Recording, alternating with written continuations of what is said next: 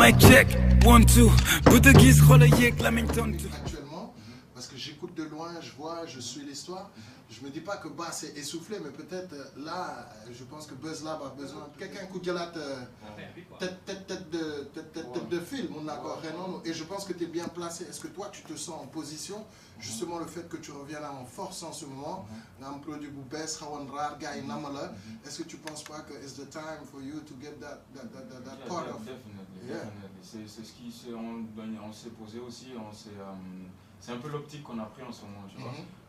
Gars, on a décidé de consacrer l'énergie sur moi en ce moment parce que c'est moi qui ai un produit prêt et puis le fait que je revienne, tu vois, et je viens avec du bon aussi, tu vois. Donc gars, ils se sont dit on va mettre l'énergie sur Omzo, mais pas pour dire que genre Denis Fat et Bass et tout. Non, c'est pas l'idée de mon propos. Non, j'ai compris très bien compris, mais dans ce que tu dis, le fond c'est exactement ça. Okay. C'est exactement ça. Mais je trouve pas que Bass est essoufflé, hein, Bass. Tu sais que mon vieux père le quoi, tu vois. C'est un artiste confirmé, il a rien à prouver. Bien sûr, absolument. S'il est là, c'est Bass. Moi, je double mort, moi, il a l'aura d'un Wally Sexy Rap, tu vois.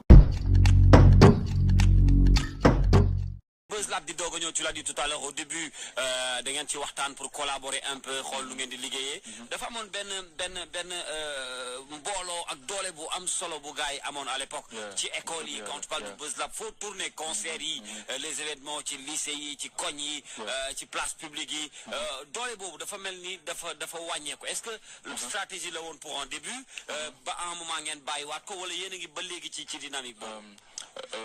Et surtout les événements. Ouais, honnêtement, c'est une très bonne question et c'est très intelligent de ta part. Moi, je trouve que le code dénigré, moi, je pense que c'est l'année dernière, l'année 2015-2016. L'erreur qu'on a commise, je pense, c'est déjà Dara Genoul, quoi, c'est un début, tu vois.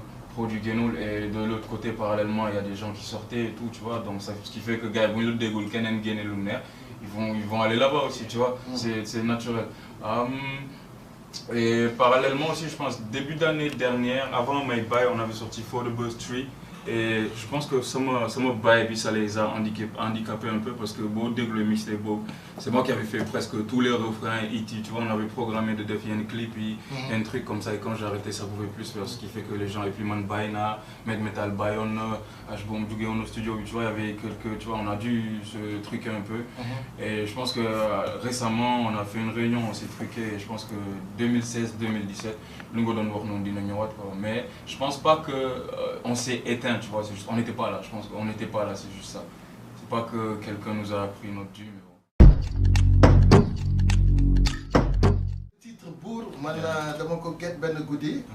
Et je me dis que beaucoup de gens un peu état d'esprit, avec bonne dynamique, avec bonne waxtu nga bindé son bi parce que son bi dafa kawe waxu yàlla lay wax et puis dafa xóot vibes bi mu dikkee ba son boobu est-ce que son boobu nga njëkk a dugalaat bi ngay départ wala c'est l'un des sons yoo xam ne c'est l'instrumental qui m'a guidé quand j'écoutais l'instru je me suis dit wow là il faut dire des vérités dessus et donc je me suis posé, j'ai dit je vais dire tout ce qui me passe par la tête, parler de la société en général, lep.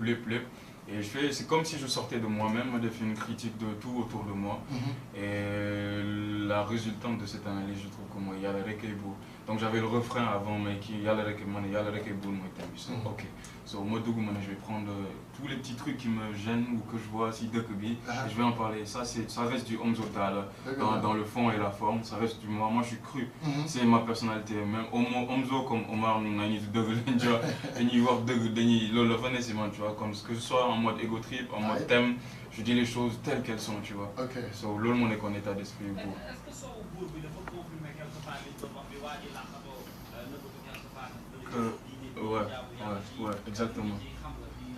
Je pense que, comme nous l'avons dit au début, les aléas de la vie, les choses qui me touchaient au début là, je pense que là, ça m'a fait beaucoup grandir. Je trouve que même je suis devenu un homme dégagé, je trouve. Ouais, de fois, ça me dit, retraite spirituelle, à mon ça c'est très vrai. Retraite spirituelle bi nga wax ak julli bi ak yooyu bu dee yaa ngi ci for real à fond est-ce que nga foog ne ànd naag méngoo naag yaa ngi koy wax sax ci son bi yeah, exactly. tontul sa bopp yeah, exactly. Andoul, wax dëgg yàlla Andoul. Plusieurs époques de ma vie, j'ai essayé de faire le gars qui, ouais, non, mais je mais da ngay nax sa bopp. Wallaay da ngay nax sa bopp. Mais love hip-hop. Love hip-hop, moi, tu vois, yàlla na ma yàlla baal wax dëgg yàlla. Et je sais que, honnêtement, je sais que c'est pas quelque chose que je ferai toute ma vie. Ok. Je pense le faire longtemps, mais je le ferai pas toute ma vie, honnêtement. Ok. Ça. dañ ne woo on renfort parce que Buzz Lab est un peu bloqué. waaw gars yi ne xaaral ma jëliwaat benn kalash. wax dëgg yàlla gars yi woowuñu ma. Au début sax bu may kii nii Bass que c'est Bass seulement qui est au courant te man maa ko woo ne ko boy na ko dal ko ay saa yi nii tu vois j'en ai marre tu vois. Après il m'a dit ok xam nga li ñuy def. J'enregistrais même pas les sons à Ibou ni je le faisais pas au studio. La plupart genre je les faisais entre chez moi, Gale Young Fresh ak studio quoi ça. lu tax yéen comme ni ngeen di wax seen réunion. doo leen gën a jéem a peut-être. waaw détonner ñeneen ñi. Zoukana aussi c'est un très bon élément. Pourquoi vous essayez pas de le faire un peu plus pousser? Bon, ce que tu dis, hein, tu rentres dans le futur justement parce que c'est exactement ce qui est prévu. Tu vois, Young tout ce temps-là, Boumudjel, il ne donne pas les bennes. Je sais pas si j'ai le droit d'annoncer ça parce que il n'y a pas de problème. Il prépare une vidéotape en quelque sorte. Tu vois, il a fait quelques titres. Et il faut beaucoup de clips quoi. Tu vois, sortir tout en vidéo. Et donc il a tourné quelques clips dans Eni, il est sur ça et je pense que d'une côté Défi avant la fin de l'été, il sortira un premier clip, il va enchaîner. Zou aussi a tourné un clip qui va sortir ce vendredi justement. À une époque, on s'est un peu reposé un peu sur nos... Tu vois, c'était trop facile, tu vois, gars, tu vois. Et comme nous avons fait énergie au début, à un moment on a goûté, il faut être honnête. Mais là on s'est posé, on s'est dit, là tu vois, on a reculé un peu pour mieux sauter. Donc dehors c'est prévu, Zou il va sortir derrière un projet en août je pense. Et ça va enchaîner, hein, ces temps, si ça va enchaîner, il y aura du buzz là-bas. Au début, les gens ils comparaient, tu vois, Soumaïla, ils comparaient, Bazo, tu vois, ça je pense que c'est pas un truc à faire parce que Kini. Si, quand même. Je trouve pas, franchement moi je trouve pas. Si. C'est quand même dans le style. Un petit peu, vous avez un peu la même manière de rhyme. Non, vous avez un petit peu la même voix. Non. Et vous vous ressemblez. Non.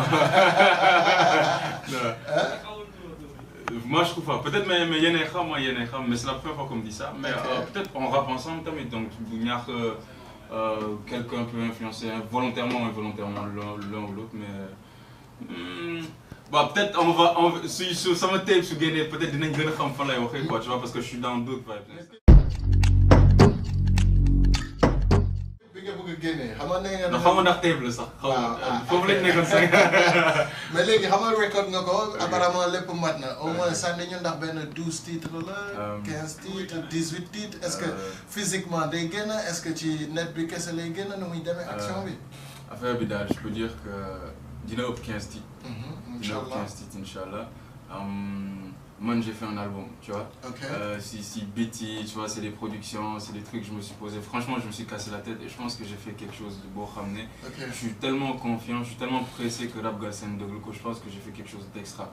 En toute humilité, hein, mais je pense que, tu vois, avant ce son à Ini, moi je suis pas quelqu'un qui déglousse je suis hyper critique envers moi-même. Je me déglousse en ben son et non, j'aurais pu mieux faire, mais c'est la première fois que je fais un projet que je me dis, waouh, j'ai vraiment bien fait les choses, tu vois.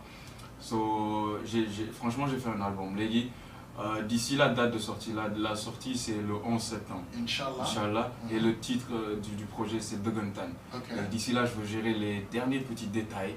Pour y terminer l'album quoi. Si on a l'album, moi def côté, mais ça va me faire chier moi def côté. Donc il y a quelques combinaisons. Des quelques petits trucs des quelques petits réglages à faire pour nous donner l'album et que moi am le mot en tant qu'album. Sinon au pire, on va l'appeler mixtape, mais ça sera un album gratuit.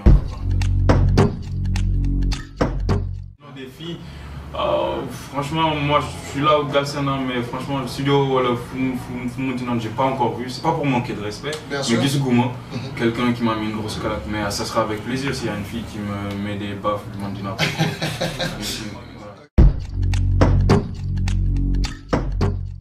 Réaction juste après la sortie de ce titre,